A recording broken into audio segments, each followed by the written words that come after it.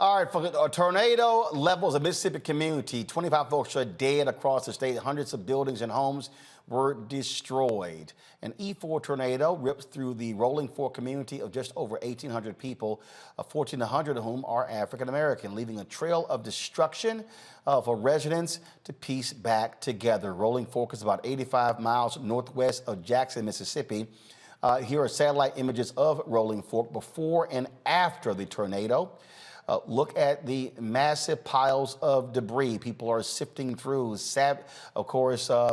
salvaging anything they can. President Joe Biden has issued an emergency declaration for the majority black community. Joining me now to talk about what's happening there is Marcus Coleman Jr., the director of the Department of Homeland Security Center for Faith-Based and Neighborhood Partnerships. Marcus, when we talk about helping folks after this, what are you providing?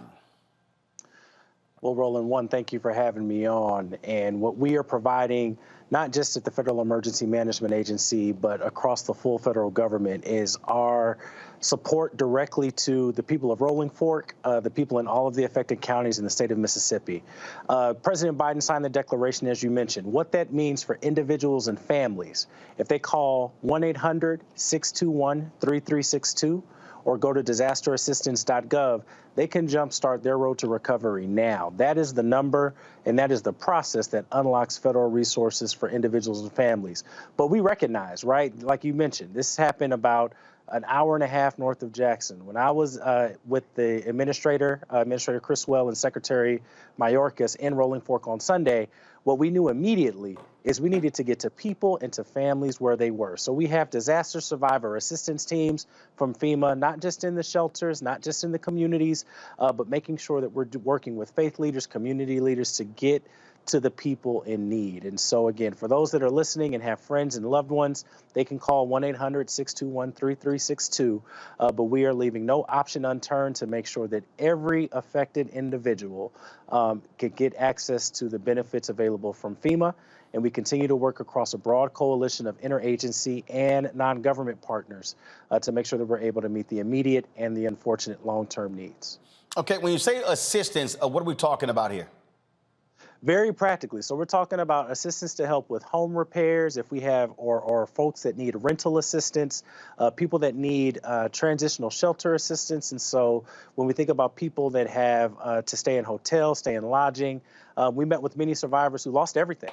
And so what we recognize and know is that, right, they're going to need all the support that they can get, not just in the days and hours of today, but in the weeks and months ahead. And so, again, 1-800-621-3362 starts the process.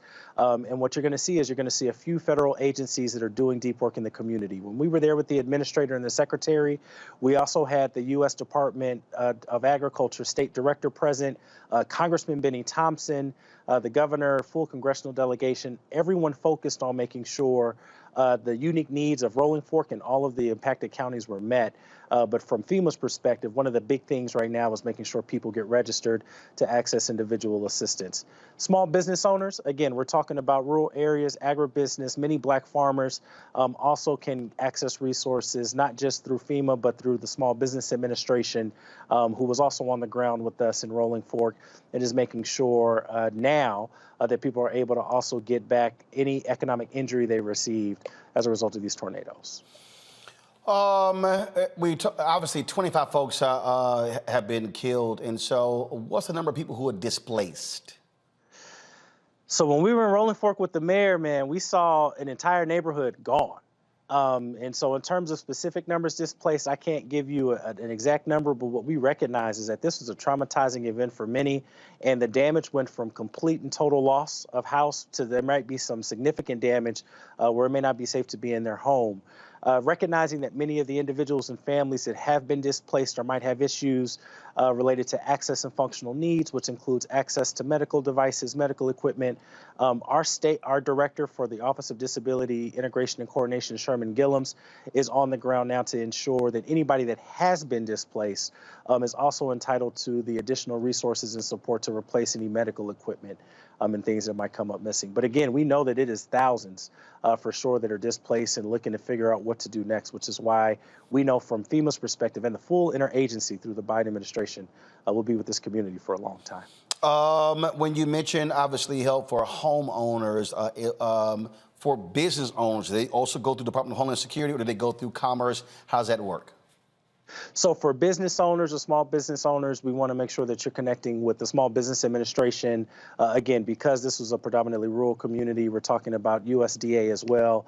Department of Commerce absolutely is going to be a part of some of the formula to build the road to recovery. I think most importantly for us, from the FEMA perspective, we actually have the ability to convene and coordinate federal interagency partners. So every federal government agency we're mentioning is going to be coming together and more because we realize, right, these are whole lives and whole communities that are upended, and we need a whole of government and whole community support, which is why I am so thankful for some of our non-government partners. I've been on the phone with Bray Connor from the National Association for the Advancement of Colored People, talked to folks associated with John Hope Bryant's Operation Hope that provides disaster recovery support services, and Chauncia Willis from the Institute for Diversity and Inclusion in Emergency Management.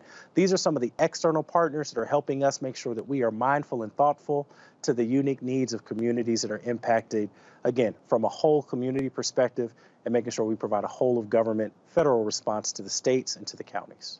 All right, then. We certainly appreciate it. Thank you so very much for joining us, Marcus. Thank you very much, sir. All right, folks, back to our Roland Martin Unfiltered video in just one moment. When you talk about blackness and what happens in black culture, we're about covering these things that matter to us, speaking to our issues and concerns. This is a genuine people-powered movement. There's a lot of stuff that we're not getting. You get it, and you spread the word. We wish to plead our own cause. Too long have others spoken for us. We cannot tell our own story if we can't pay for it. This is about covering us. Invest in black-owned media. Your dollars matter. We don't have to keep asking them to cover our stuff. So please support us in what we do, folks. We want to hit 2,000 people, $50 this month, raise $100,000. We're behind 100,000, so we want to hit that. Y'all money makes this possible. Checks and money orders go to P.O. Box 57196, Washington, D.C. 20037-0196. The Cash App is $RM Unfiltered. PayPal is R Martin Unfiltered. Venmo is RM Unfiltered. Zelle is Roland at RolandSMartin.com.